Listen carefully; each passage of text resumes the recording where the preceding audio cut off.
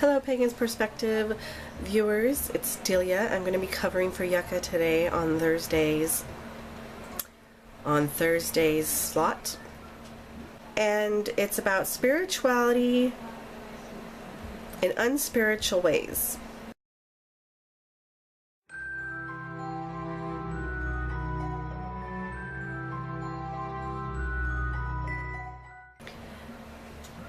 Today's topic comes to us from Red Dragon 033195. I will have posted below Red Dragon's topic, but I will read where this person asks us the specific question. Using my story as an example of finding your personal deities through unspiritual ways, whether they be academic, personal, or recreational, how have you found new aspects of your spirituality? We hear a lot about how tarot cards or altars build a practice or build beliefs, but not things that have nothing to do with spirituality on the surface. At first I wasn't really sure what the question was asking, because I don't know, I guess I can't put my mind in the finding spiritual meaning in things in a non-spiritual way, because I guess to me, as soon as that door is flung wide open into spiritual understanding in an unspiritual item or a thing that I never took as spiritual before becomes a spiritual thing, it automatically seems so super duper spiritual. So I'll give you my understanding of a moment in time where something I perceived as an unspiritual thing became something extremely spiritual to me, and that is the sun in the sky.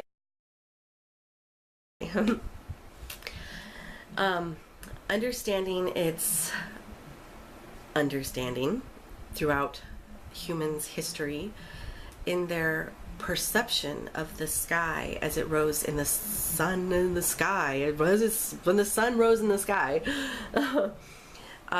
Became a spiritual aspect of new day, new life, new birth. The sun would arise and bring us new life.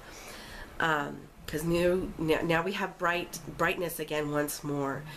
We can go out and explore the land and forage for the things that we need and hunt the animals that we need for our ancestors' survival. And then it became a certain part of the human's existence in their understanding of their perception of watching the sky rise in the east.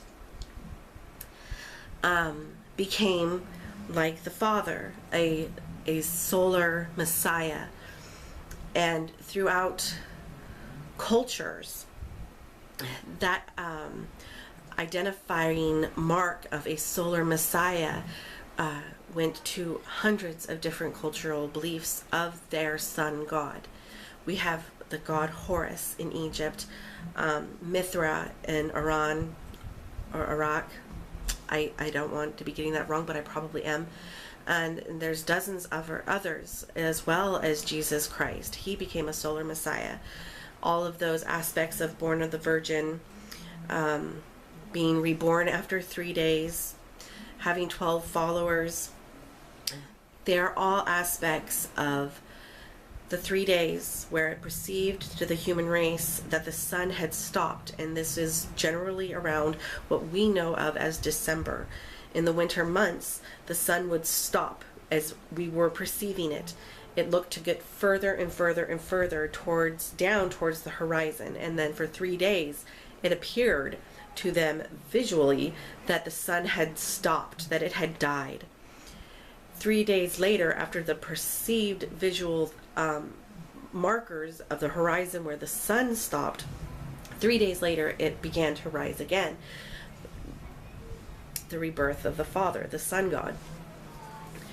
The 12 messiahs, or the 12 followers, are those of the 12 months.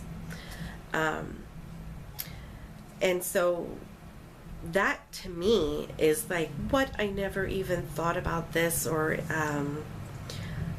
and then once I did understand this very ancient understanding of their perceptions and how they placed these perceptions into a spiritual, a religious type of following, makes perfect sense to me, with the ideas and aspects of the sun rising in the east, the death of the sun, 3 days later the rising of the sun again, the rebirth of the sun. And I don't know, I think that's to me has been the most profoundly spiritual thing that I have come across in this last year of study. And I think that also it could be something more simplistic, such as just the trees or the leaves or the dew upon a leaf in the morning as you stand and watch the morning sun hit it and it glistens and shines. That could all be very spiritual to one individual, but to another they're like, what are you doing? You're just looking at a dead leaf on the ground. But to us, to this witch here, that's super duper awesome spiritualness.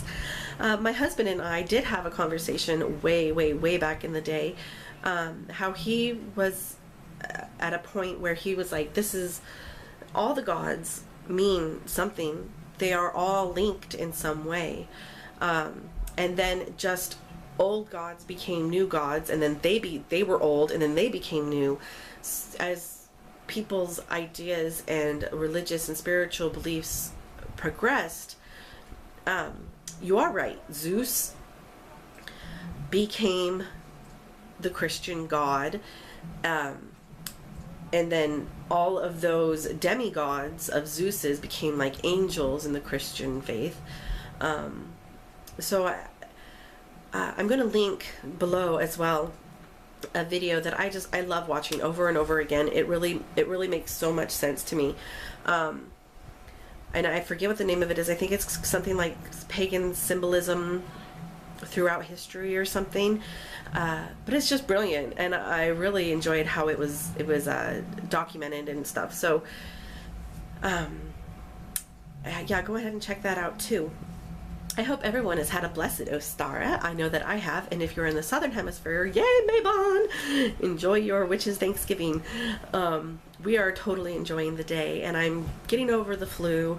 3 days ago, it was horrible. I was achy and in pain for 3 days, and then today, I'm just super sniffly and a little exhausted here and there, but it's such a beautiful day. I have posted up our Ostara Day video on my YouTube channel.